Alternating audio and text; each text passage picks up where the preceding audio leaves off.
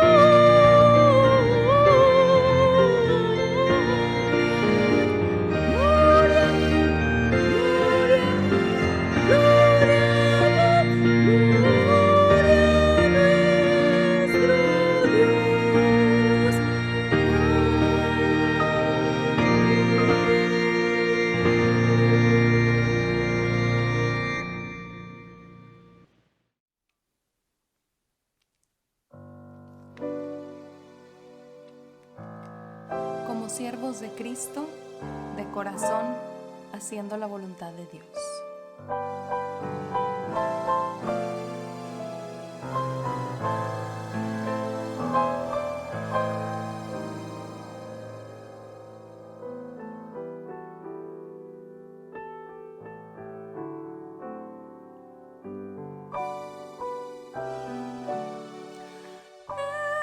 En su creación, Dios tiene un plan que reina. Los astros por su senda van. Él traza el curso de los grandes ríos. Sé que para mí Él tiene un plan. Pondré en las manos de Dios mi ser. En sus heridas yo puedo ver promesas en la gloria que puedo tener si la voluntad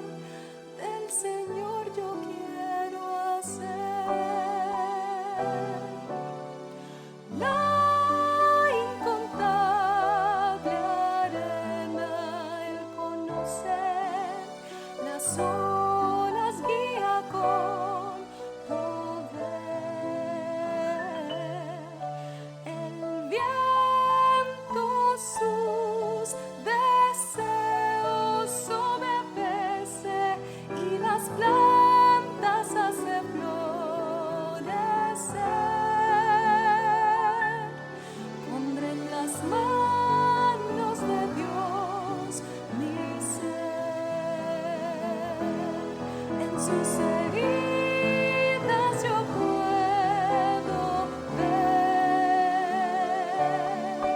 promesas en la gloria que puedo tener.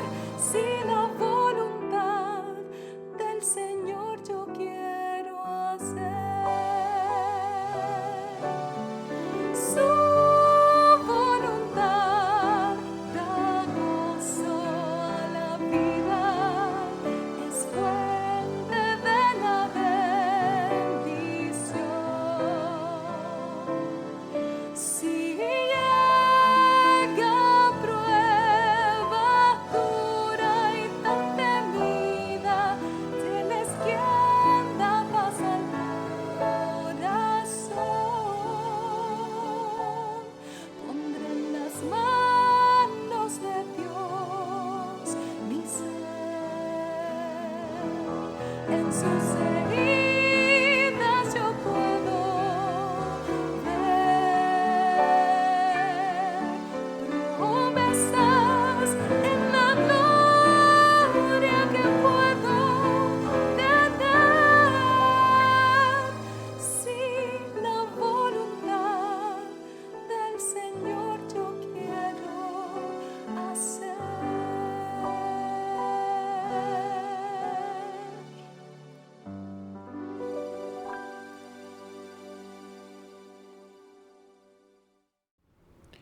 ¿Qué tal? Buenas tardes, hermanos. Estamos viendo hoy un pasaje localizado en Lucas 8, que dice la madre y los hermanos de Jesús. Este pasaje está enclavado en medio de muchas actividades que el Señor Jesús estaba haciendo allá en Galilea, en la tierra de Él, donde creció, donde convivió con su familia por 30 años, donde era muy conocido y donde no había tantos religiosos persiguiéndole, porque al norte de Galilea no estaba el templo, no estaban las escuelas sacerdotales, y él pudo hacer un trabajo bien grande, acompañado de sus discípulos, de sus seguidores, de muchas mujeres que le servían con sus haciendas, e incluso estaba cerca de su familia, su madre y sus hermanos que vivían ahí en Nazaret y que viajaban de seguido a Capernaum. Dentro de las mujeres que seguían al Señor Jesús iba también su madre, muchos de los viajes. Así que era un lugar mucho más familiar, más unido, con menos persecución. El Señor había hecho grandes maravillas por allá en Galilea.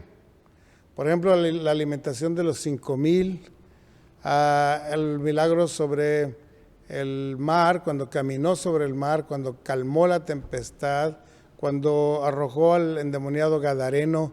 Todas esas cosas las hizo en Galilea, donde, repito, hizo un ministerio bien grande, prolongado e intenso. Solamente viajaba a Judea, que está al sur, para ir a Jericó, para ir a Jerusalén, 1 o 2 veces al año por periodos cortos. Así que vamos a leer unos 3 versículos de Lucas 8, 19 al 21, y veremos ahí de qué se trata este pasaje. Dice: entonces su madre y sus hermanos vinieron a él, pero no podían llegar hasta él por causa de la multitud. Y se les avisó diciendo: tu madre y tus hermanos están afuera y quieren verte. Él entonces respondiendo les dijo: mi madre y mis hermanos son los que oyen la palabra de Dios y la hacen. Hasta ahí se acaba el pasaje. Entonces les hablaba del contexto histórico en que el Señor estaba ministrando intensamente en Galilea. Y después de una muy ajetreada jornada en que viajó de una ciudad a otra, de un pueblo a otro pueblo, llegó hasta Naín, donde encontró a una mujer que había perdido a su hijo y le ayudó a revivirlo para que viviera con él más tiempo. y donde enseñó a las multitudes grandes parábolas, como la parábola del sembrador, y anduvo por muchas partes. Finalmente volvió a Capernaum. Y cuando volvió a Capernaum, toda la gente se agolpó para recibirlo y para escucharlo y para pedirle salud, sanidad para sus enfermos. Ahí, por ejemplo, Jairo le habló de su hija. Ahí la mujer que tenía un flujo de sangre lo buscaba, etcétera. Él estaba siempre muy ocupado, muy solicitado, rodeado de gente que buscaba principalmente la comida material o la salud física de sus cuerpos. Claro que el Señor venía no a satisfacer el hambre o la salud física principalmente, sino que venía a buscar y a salvar a los que se habían perdido. Venía a buscar a pecadores para el arrepentimiento. Venía para alcanzar las almas para salvación de su eternidad. El propósito de Dios era un poco más profundo, más completo, más eterno. Pero la gente quería, aunque sea, comer un poco de pescado y panes de cebada. Y con eso se sentían muy felices. Como pasa hoy. Hoy la gente lucha mucho, se esfuerza, busca por allá, pide préstamos, viaja, paga, va al mercado, pero para tener alimento material. Si ustedes van a un hospital, está el gentío ahí haciendo filas para entrar a que les sanen de una dolencia que traen en su cuerpo. Pero si vienen al templo, no hay una fila para entrar, ¿no? Nadie está procurando alimento para su alma, nadie está buscando la salvación, sino que se están buscando las cosas materiales, y por eso estaba el Señor Jesús rodeado de gente siempre buscando sanidad, buscando alimento, buscando ver milagros o alguna cosa así más espectacular. Bueno, pues después de esta ajetreada jornada que el Señor vivió, que fue así casi todo el tiempo en Galilea, finalmente regresó a Capernaum, entraron a la casa que pudo ser la casa de Pedro, porque es donde él tenía sus oficinas, sus lugares donde llegaban siempre. Y la gente agolpó la casa, la llenó, por las paredes y por las ventanas estaba lleno. Y dice otro pasaje en Marcos que ni siquiera podían comer pan, el Señor y sus discípulos, porque la gente no los dejaba en paz. Un ratito libre para que fueran a comer, no tenían ese ratito libre, estaban llenos de gente, y el Señor Jesús no estaba quieto, sino que estaba hablando, predicando, enseñando, sanando personas, echando fuera demonios, seguía predicando, etcétera. Tanto que los hermanos suyos que vinieron decían: vamos a llevarnos a Jesús para que descanse, porque está fuera de sí. Está fuera de sí, ¿qué es eso? ¿Por qué trabaja tanto? Ni siquiera le pagan, ni le reconocen, ni le agradecen. Vamos a llevarlos a la casa. Y muchas veces así nos pasa a nosotros también, que piensan que estamos trabajando de más. Así que los hermanos de Jesús y María, que venía a verlo, decían: queremos ver a Jesús, ¿dónde está? Está allá adentro, señora. Pues no puede pasar, está el gentío. Oye, díganle al Señor Jesús que aquí lo buscan su madre y sus hermanos, díganle. Y así se fue llegando la voz, hasta que alguien llegó al Señor y dijo: Señor, tu madre y tus hermanos están allá afuera y quieren verte. Así es el contexto histórico. He aquí, tu madre y tus hermanos te buscan. Para ese tiempo, el José, el carpintero, el padre legal de Jesús, había muerto ya. Así que solo estaba María y los hijos, los hermanos de Jesús. María lo acompañó en muchos de los viajes, pero los hermanos no. Los hermanos no creían en Jesús. Lo habían visto crecer y era como un hermano mayor, muy perfecto, muy correcto, muy obediente y muy incómodo, porque como todos los demás somos traviesos y rebeldes y desobedientes, nos sentimos incómodos con un hermano que sea muy bueno, Eso le pasa casi a todos los desobedientes. Hay un hermano muy bueno y es el que nos echa tierra a nosotros porque aquel es demasiado bueno. Es un ejemplo a seguir. El Señor Jesús fue un ejemplo en todo momento. Él estaba sujeto a sus padres, Él honraba a sus padres, Él crecía en sabiduría, en estatura y en gracia, y era un hijo ejemplar, un hermano mayor ejemplar, y sin embargo sus hermanos, lejos de decir, oye, pues eres tan bueno que has de ser el Hijo de Dios, no creían en Él, se sentían más bien acusados por su excelencia y ellos no siendo tanto, se sentían incómodos. Es algo psicológicamente explicable. Espiritualmente no explicable, pero sí psicológicamente, porque así somos nosotros. Si hay un compañero en el trabajo que lo hace muy bien y otros no tanto, podemos sentir hasta envidia, coraje o algo contra él. Así pasa. Llega un presidente nuevo que hace grandes cosas y los demás se sienten mal porque ellos nunca lo hicieron así. Entonces aquí los hermanos no creían en Jesús.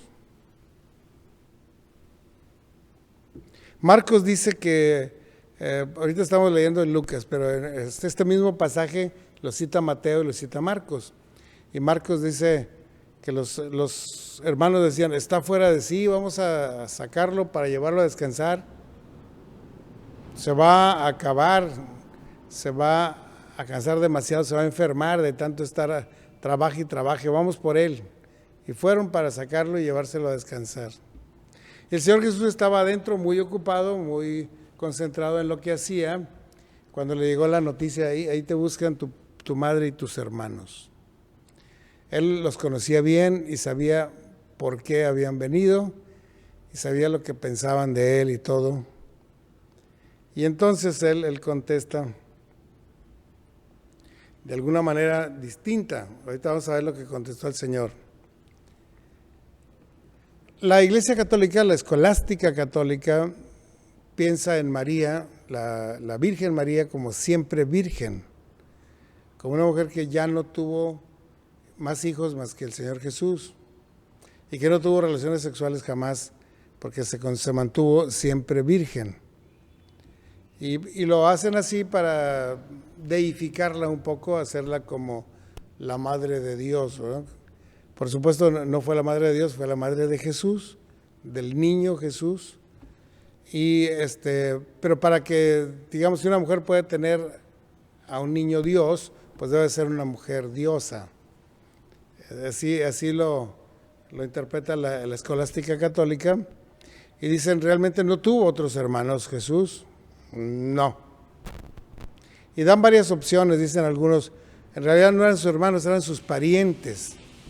En la Biblia y en aquel tiempo, entre los judíos, los parientes decían tus hermanos, porque eran de tu misma familia, porque eran parientes de la misma tribu, pues eran tus hermanos. No necesariamente hijos de tu papá y de tu mamá, sino primos o relativos o parientes cercanos, pues eran tus hermanos. Entonces vino María la madre, que sí era madre, y los hermanos que podrían haber sido parientes lejanos, o cercanos, pero no hermanos de madre. Otros piensan, bueno, a lo mejor sí eran sus hermanos porque eran hijos de José. José era mucho más grande que María, probablemente tuvo un matrimonio antes y tenía varios hijos, y ya con Jesús completó la familia, y esos eran los hermanos, los hijos de José, pero no de María porque siempre fue virgen. Así lo piensan la escolástica católica. Y nada más ellos, porque todas las demás escuelas y torrentes teológicas aceptan que el Señor Jesús tuvo hermanos y hermanos menores. Y por lo tanto, hijos de María. Y en Mateo, allá en Mateo capítulo 1, versículos 25, por allá dice, y no la conoció José a su mujer María hasta que dio a luz a su hijo primogénito. O sea que Jesús fue el primogénito y hasta que él nació, José no la había conocido. Se embarazó siendo virgen. y llegó al parto en estado de virginidad. Pero como eso es lógico, el parto acabó con toda virginidad porque nació el bebé. Y entonces José la conoció después de esto, habiendo pasado el tiempo de la purificación, y entonces vinieron los hermanos.